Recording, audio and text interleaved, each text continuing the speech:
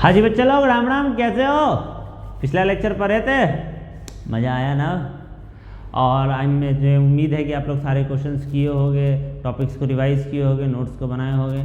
तो मैं आपका साइंस एजुकेटर जितेश राज आपके अचीवर्स आश्रम के इस प्लेटफॉर्म पे आपका वापस से स्वागत करता हूं। और आज हम हमारे नए लेक्चर 5 की तरफ बढ़ते हैं। और लेक्चर 5 में हम लोग क्या पढ़ेंगे sir? Image formation by plane wave, है ना? घर पे जो ऐना पे आप खुद को देख रहे हो वो एग्जैक्टली बन कैसे रहा है सर, इसी के बारे में हमको जानना है। ठीक है, इसको हटाओ, मेरे साथ समझो। Let assume this is your plane mirror. ये हमारा क्या है सर? Plane mirror. अच्छा पहले ये समझो प्लेन मिरर क्या होता है। वेट और थोड़ा सा बढ़िया से सर, प्लेन मिरर बनता कैसे? सबसे पहले तो ये मालूम रहना चाहिए ना, what is plane mirror. Plane mirror के बारे में जानना। प्लेन मिरर तो सोना चांदी है नहीं कि आपको जमीन के नीचे से मिल रहा है। प्लेन मिरर क्या है सर?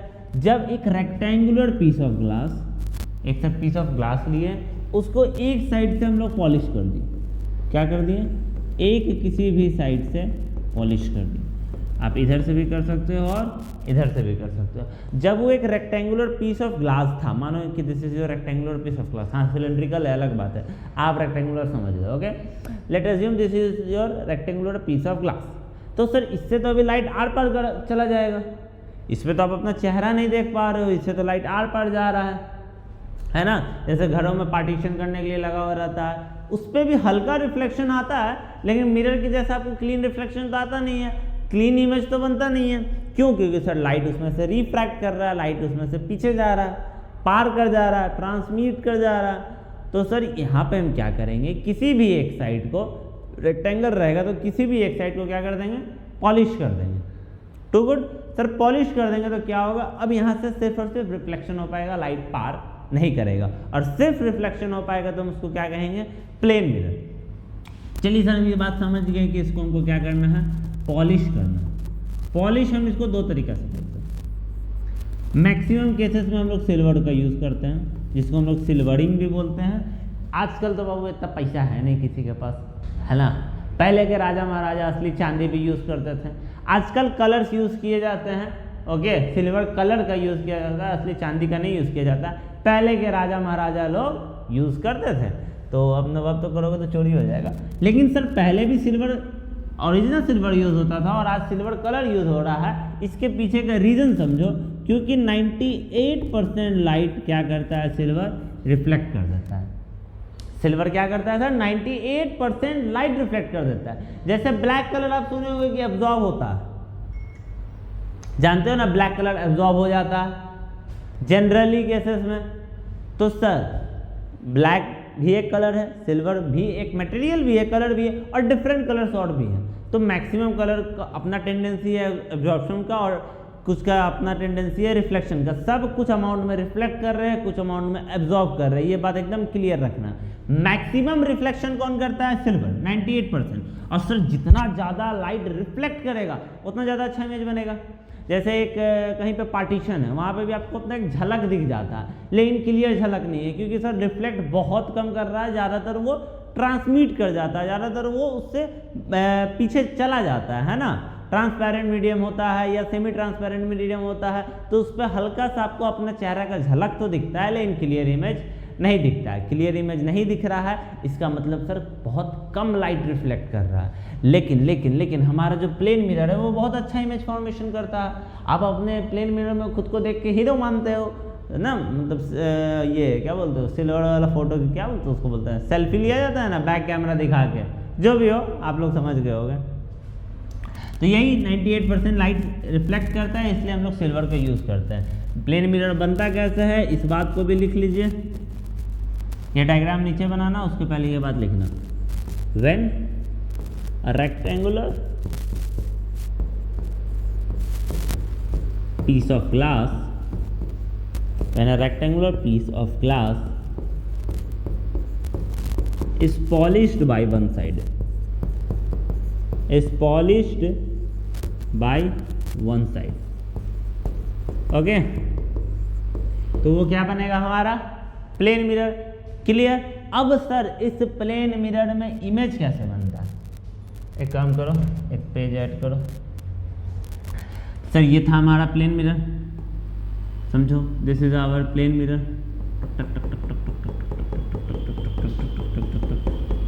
और यहाँ पे हमारा खड़ा है बिल्लू। बिल्लू बिल्लू बनेगा टॉपर, है ना। यहाँ पे सर हमारा खड़ा है बिल्लू, तो बिल्लू का एक इमेज बनेगा, जैसा बिल्लू है वैसा ही उसका इमेज बनेगा, बस अंतर क्या रहेगा उसको भी हम लोग देखेंगे।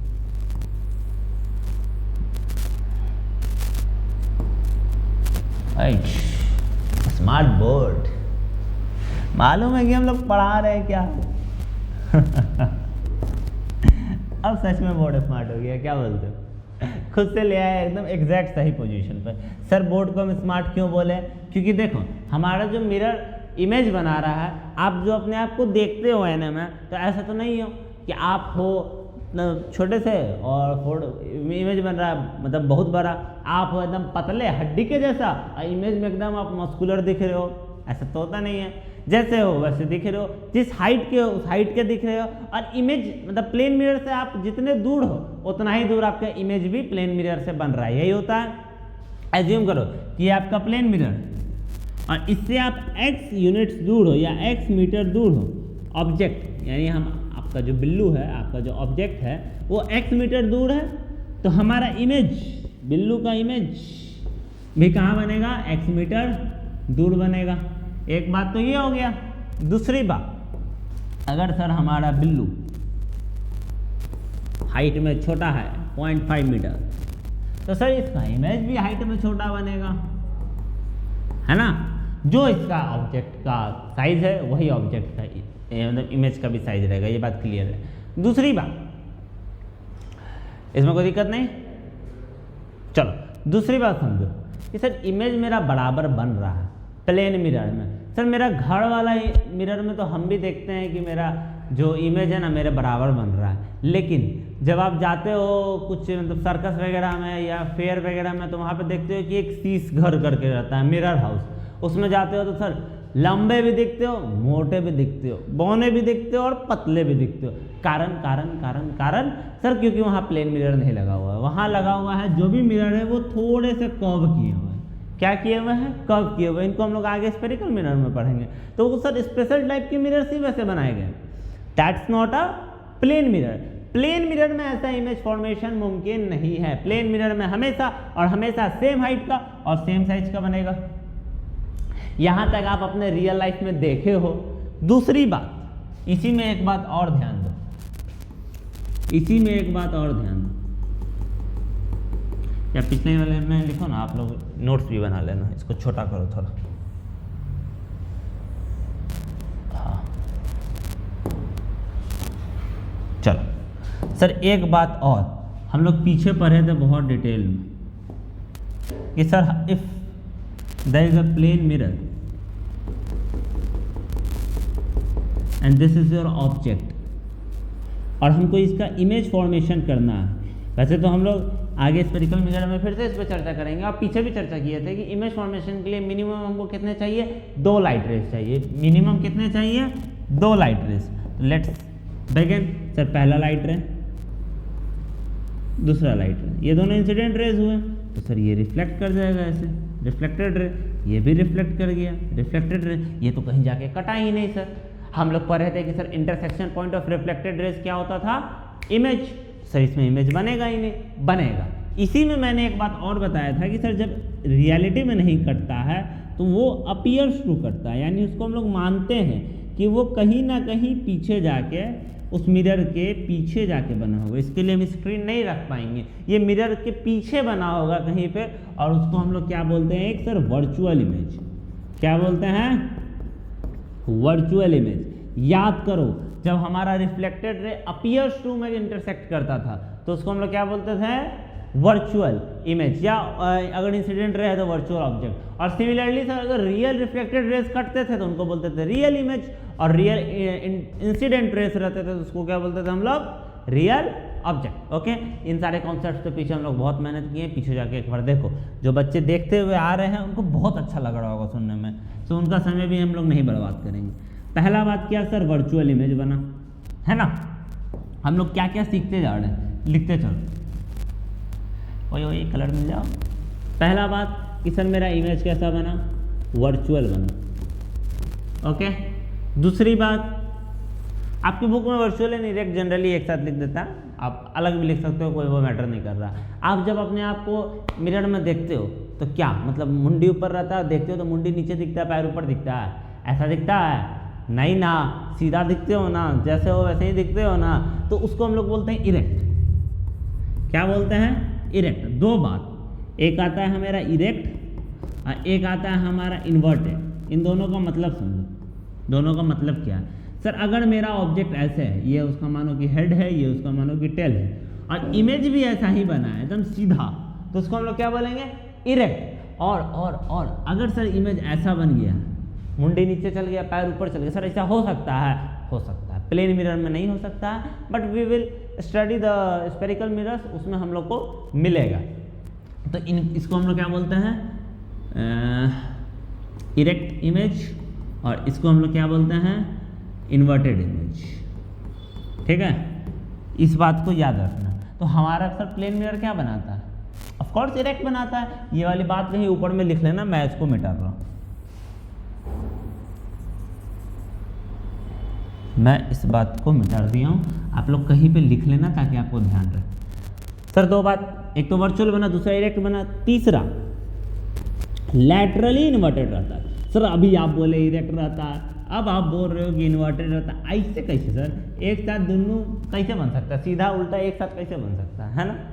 अरे जाहिल, लैटरली लिखा हुआ है, ठीक है मजाक कर रहे हैं। सर क्या लिखा हुआ है? लैटरली। लैटरली का मतलब अपसाइड डाउन नहीं होता है, लेफ्ट राइट चेंज हो रहा है। ओके। इरेक्ट और इन्वर्टेड यानी अपसाइड डाउन, है ना, कि खोपड़ी नीचे चल गया, पैर ऊपर आ गया। लेकिन यहाँ पे लैटरली का मतलब क्या है सर? लेफ्ट वाला पार्ट राइट में, राइट वाला पार्ट लेफ्ट में, ये पार्ट इधर आ जाएगा, ये पार्ट इधर आ जाएगा। जैसे यहाँ पे देखो, हमारा बिल्लू का राइट इधर है, लेफ्ट इधर है, लेकिन यहाँ पे राइट इधर आ गया, लेफ्ट इधर आ गया, है ना। या आप जब मिरर में कोई लिखावट देखते हो तो देखते हो उल्टा लिखाता, शब्द बदल जाते हैं। या फिर इनका एप्लीकेशन आप एम्बुलेंस के ऊपर भी देखे होंगे कि एम्बुलेंस में जनरली उल्टे लिखे हुए रहते हैं। एम्बुलेंस, जो हमारा वर्ड एम्बुलेंस है गाड़ी के ऊपर में, उल्टा लिखा हुआ रहता है। कारण तरसौखिया नहीं, कारण कि सामने जो भी गाड़ी चला रहा होगा उसको जब वो अपने ये उनका जो side mirror, rear view mirror रहेगा, उसमें वो उस चीज़ को पढ़ेगा तो उसको सीधा दिखेगा एम्बुलेंस, वो उलट के सीधा हो जाएगा, तो वहाँ पे उसको मिरर में सीधा दिखेगा, वो जल्दी उस बात को पढ़ पाएगा, और जल्दी पढ़ेगा तो वो साइड दे पाएगा। सही बात ना। ये अलग बात है कि हमारे भारत में महान लोग रहते हैं, लेकिन हमारा भारत महान कुछ नहीं बोल सकते। तो सर आप लोग भी कभी ध्यान देना, कभी भी गाड़ी चलाओगे तो एटलीस्ट कुछ किसी को रास्ता दो ना दो, एम्बुलेंस को जरूर देना बाबू, किसी का उसमें प्राण बस रहा है। तो सर वो जगह जल्दी हम लोग दे पाए, क्योंकि मिरर इमेज तो बनेगा मिरर में, लगा वो तो रियर व्यू मिरर है, रियर व्यू मिरर में बनता है सर लैटरली इन्वर्टेड, इसलिए हम लोग ऑलरेडी एम्बुलेंस में उल्टा लगा के रखते हैं। ये क्वेश्चन भी आता है, तो इसको भी ध्यान देना। ठीक है सर, लैटरली इन्वर्टेड का मतलब समझ में आया। चौथा बात, हम लोग अभी बिल्लू के बारे में पढ़े थे कि sir same size of the object बनेगा, same size of the object बनेगा, है ना, same size of the object. और एक और बात sir, same distance from the mirror. दूसरी बात sir, same distance of image from the mirror, same distance from the mirror. ये 5 बात आपको याद रखना। डायरेक्ट क्वेश्चन पूछता है बाबू, what are the characteristics of image form by plane mirror, तो आपका आंसर रहेगा the characteristics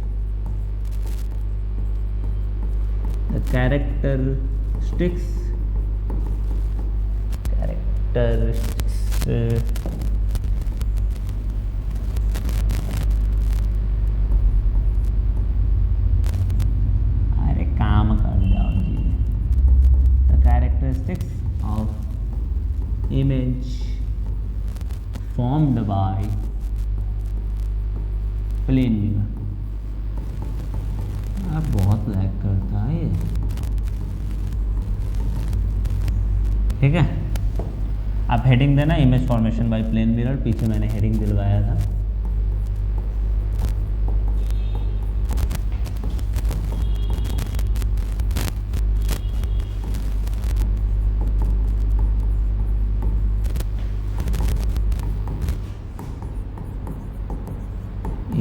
formation by plane mirror.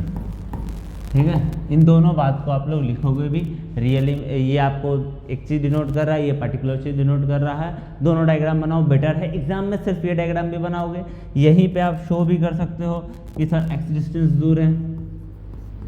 ठीक है, एग्जाम में एक डायग्राम बनाना, दो बनाने का जरूरत नहीं है। दो बना भी दोगे तो नंबर कट नहीं रहा है। ये मैं आपके समझाने के लिए ज़्यादा डिटेल में बताया हूँ। ठीक है, पाँचों को जल्दी लिखो। ठीक है, तो सर हम लोग क्लियर हो गए कि image formation by plane mirror कैसा बनेगा, कैसा इमेज बनेगा, कैसा नहीं बनेगा।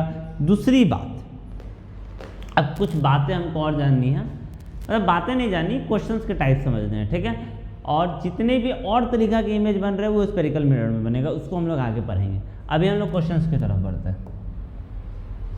ये क्या आ गया, इस पेज को ही हटा दो, ये रहा। लीजिए लीजिए क्वेश्चन क्वेश्चन क्वेश्चन, जल्दी जल्दी जल्दी। बहुत इजी क्वेश्चन, बहुत ज़्यादा इजी क्वेश्चन। बस ध्यान से देखो, एक बार होल्ड करो आप लोग, वीडियो बना के देखो। मेरे को वीडियो बहुत लेंदी नहीं करवाना है, मैं बनाता हूँ, बताता हूँ आपको। आप एक बार बना के रुक के जरूर देखना। फिजिक्स या मैथ्स जनरली ये सारी चीज़ें हैं हाथ चलाने की, हाथ नहीं चलाओगे तो जीवन में सीख नहीं पाओगे। 7-8 वाला टर्म छोड़ दो कि सर रट के लेके पास कर जाएंगे।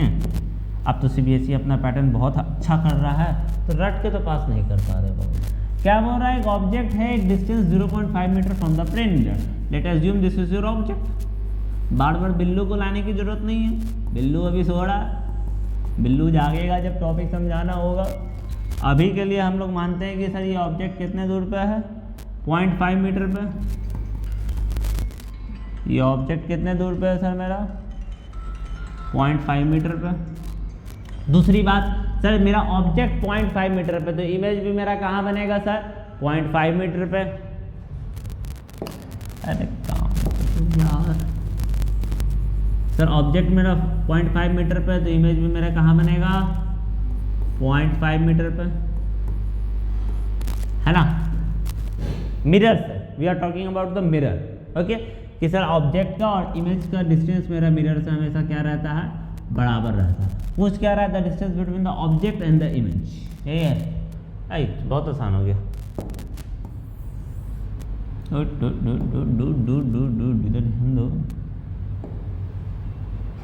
Very good. अब वो बोर्ड मेरे को धोखा देते रहता है, आप लोग मत देना, आप लोग रिजल्ट अच्छा लाना। देखो एक ऑब्जेक्ट है सर, 0.5 मीटर प्लेन मिरर से सामने रखा हुआ है। तो अभी हम लोग पीछे पढ़ के आए हैं सर, मिरर से जितने सामने बिल्लू खड़ा रहेगा उतने ही पीछे बिल्लू का इमेज बनेगा। Let's assume this is not Billu, this is an object, any object. तो सर ये पूरा डिस्टेंस कितना होगा, हम लोग को तो पूरा डिस्टेंस पूछना है ना कि सर ये जो ऑब्जेक्ट का डिस्टेंस है यहाँ से लेके ये जो इमेज का डिस्टेंस है, ये पूरा मेरा कितना है सर, ये पूरा 0.5 मीटर प्लस 0.5 मीटर कितना होगा sir, 1 metre.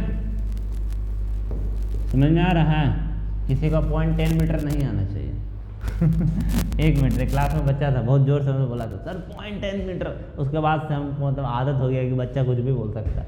0.5 metre plus 0.5 metre is equals to 1 metre. आधा जोड़ आधा है से 1, ठीक है ना। चलो एक क्वेश्चन ईजी था, एक क्वेश्चन और देखो। An object is placed at 10 centimetre. हाँ बहुत ये भी बहुत ईजी है, एकदम ध्यान से देखना है और ध्यान से बस जो क्वेश्चन बोला है उसको प्रेम से करते जाना है।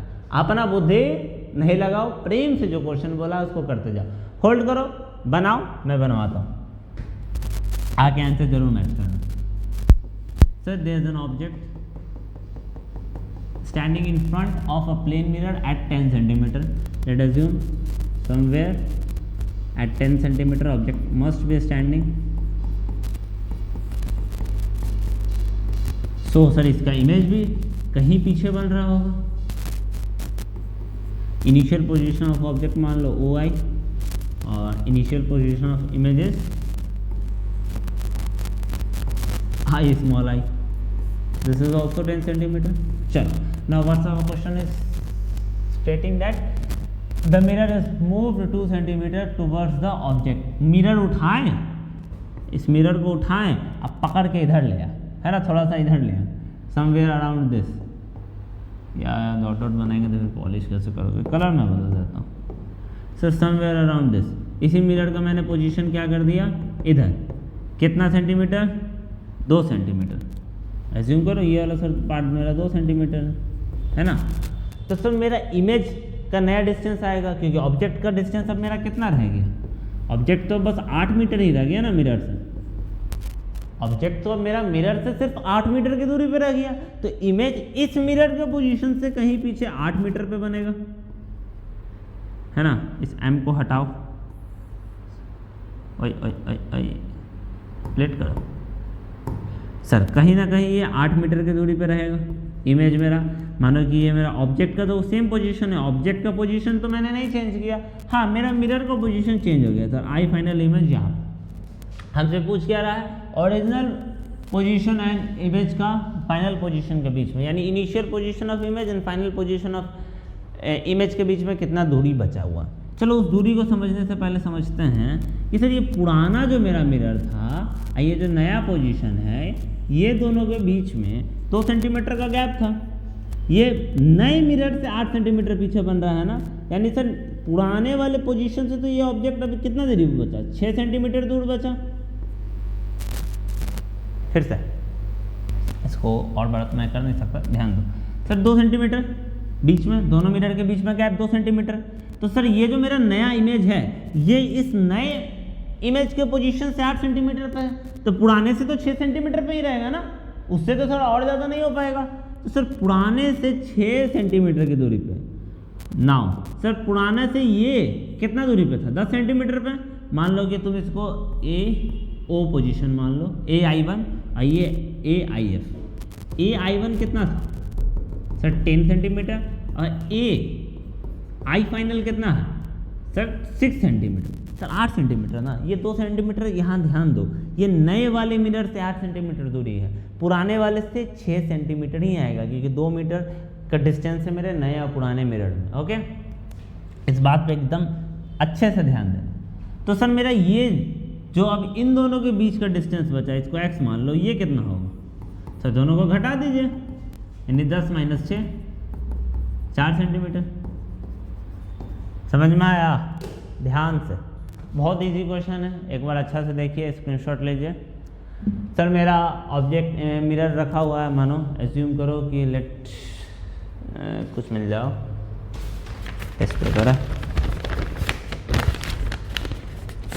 Sir this is our plane mirror. Okay, initial position 10 centimetre के दूर पे ऑब्जेक्ट है, तो 10 सेंटीमीटर की दूरी पे क्या होगा मेरा इमेज भी।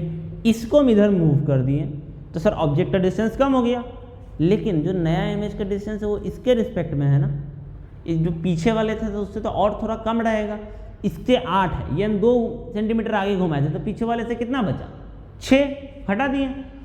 इन दोनों के बीच में सर इसका पिछले वाले से 10 था, इसका पिछले वाले से सेम रेफरेंस पॉइंट से 6 है, तो सर इन दोनों के बीच में कितना बचा 4 सेंटीमीटर। बहुत इजी क्वेश्चन है, कोई खास मेहनत इसमें है नहीं, ध्यान से पढ़ो। और कुछ क्वेश्चंस होमवर्क के लिए, एक ये क्वेश्चन और इसी में एक क्वेश्चन और लिखो। हम इस बात को आप लोग को स्फेरिकल मिरर में बताएंगे। Okay, what is the radius of curvature, what is the radius of curvature of plane mirror, what is the radius of curvature of plane mirror.